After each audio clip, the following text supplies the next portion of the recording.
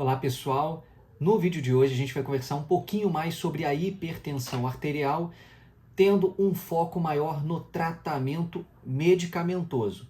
Eu me chamo Bruno, sou médico e o meu objetivo com esse canal é te ajudar a alcançar um envelhecimento bem-sucedido. Agora, antes da gente começar, eu gostaria que vocês curtissem esse vídeo e se inscrevessem no canal, porque isso ajuda bastante a gente.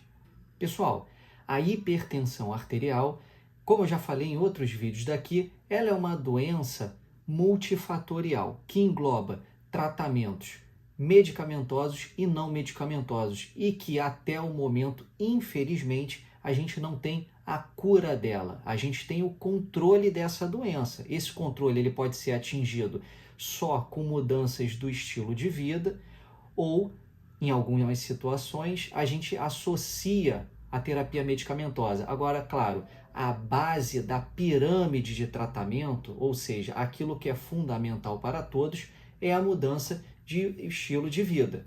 Então, entendendo que todos já seguem essa mudança, né, tentam sempre se alimentar melhor, se exercitar, enfim, estão fazendo aquela base bonitinho, mas ainda assim não conseguem atingir aquele alvo de pressão adequado, aí sim a gente precisa associar alguma medicação.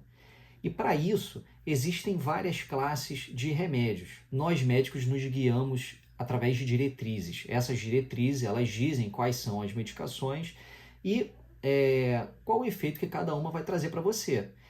Agora, a gente precisa entender que, por mais que a doença seja a mesma, a pessoa que a carrega não é.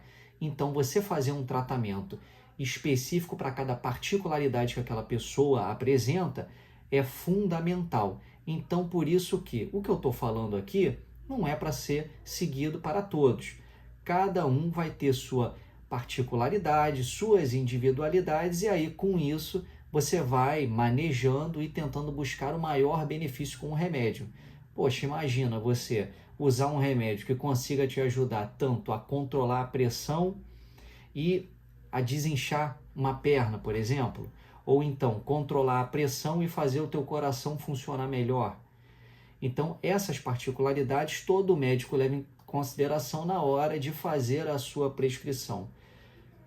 Mas, Bruno, então vamos lá. Quais são esses remédios? A gente tem algumas classes deles.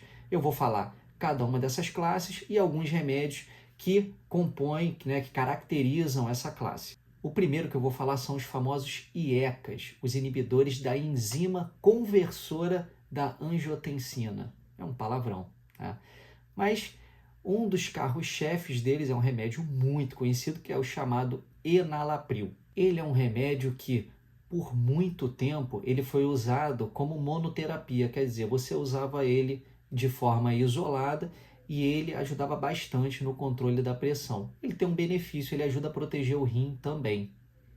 Existem outros mais modernos, lisopril, existe também outro muito conhecido que é o captopril, enfim, existem vários dessa classe. Outro muito famoso são os bloqueadores dos receptores de angiotensina, os famosos BRA.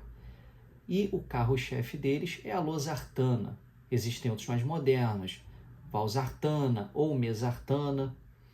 Eles atuam de forma diferente dos IECAs, né? Aquele representado pelo enalapril, mas em termos práticos são muito parecidos. São tão parecidos que é muito incomum de você ver os dois sendo usados juntos. É até estranho de um médico usar esses dois medicamentos juntos. Tem que entender bem por que está sendo usados, porque normalmente isso não é feito. E da mesma forma como os IECAs, eles também ajudam a gente em algumas situações a proteger o rim também, além de controlar a pressão arterial. Uma outra classe que a gente usa são os bloqueadores do canal de cálcio. Um muito conhecido é o amlodipino. Os bloqueadores de canal de cálcio, eles também têm uma variante que atua de forma diferente.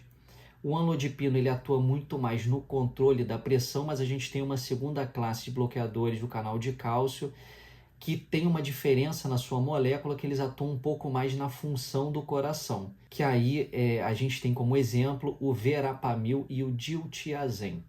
Não são tão comuns quanto o olodipino, né? mas são muito importantes na nossa prática. Uma outra classe muito comum, e essa talvez seja a mais conhecida de todas, são as classes dos diuréticos. Dentro desses diuréticos, o mais conhecido é o hidroclorotiazida.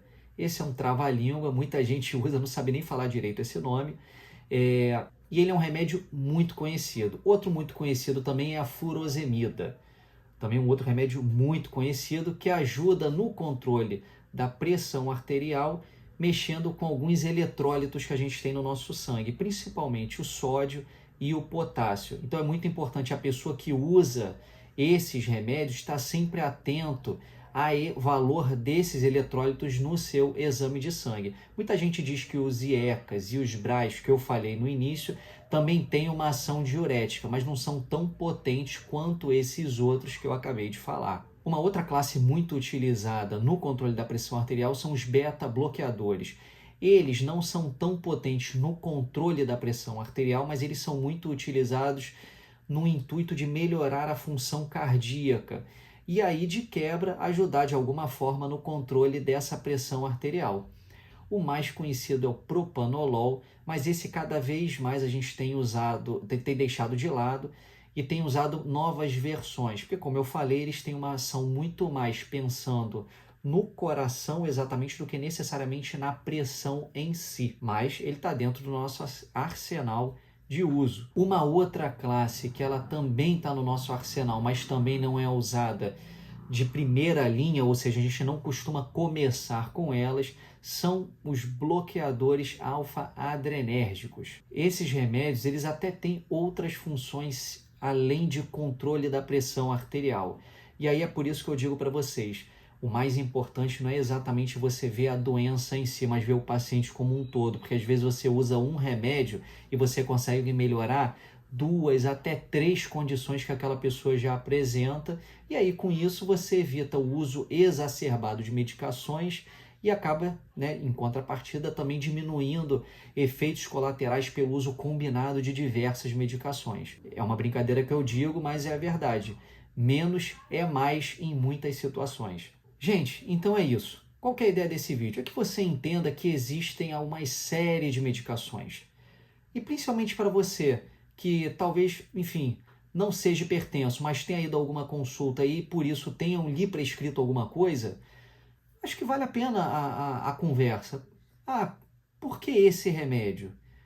Entender por que está sendo optado por um e não pelo outro. Isso dessa forma faz com que você entenda a importância do porquê ser aquele remédio, até para você entender, porque eventualmente a pressão arterial ela é uma doença que na imensa maioria das vezes ela é assintomática. Você não está sentindo nada, a pressão está alta e você está ali, muito bem, obrigado, indo para uma consulta de rotina e aí quando você vai ver, nossa, ela está alta. E aí para que você tenha uma boa aderência ao remédio, isso é da natureza humana. Você tem que sentir o benefício daquilo. E na imensa maioria das vezes você não vê muita diferença. Na verdade, você percebe o efeito colateral. Então, para que você consiga aderir, você tem que entender primeiro que ela é uma doença que ela não tem cura, ela só tem controle. Então, quer dizer, se eu estou usando o remédio e a minha pressão ela controlou, não quer dizer que eu curei, quer dizer que eu controlei. Então, se eu parar esse remédio, muito provavelmente a minha pressão vai subir de novo. Então, primeiro ponto, é uma doença que ela tem um controle, ela não tem cura.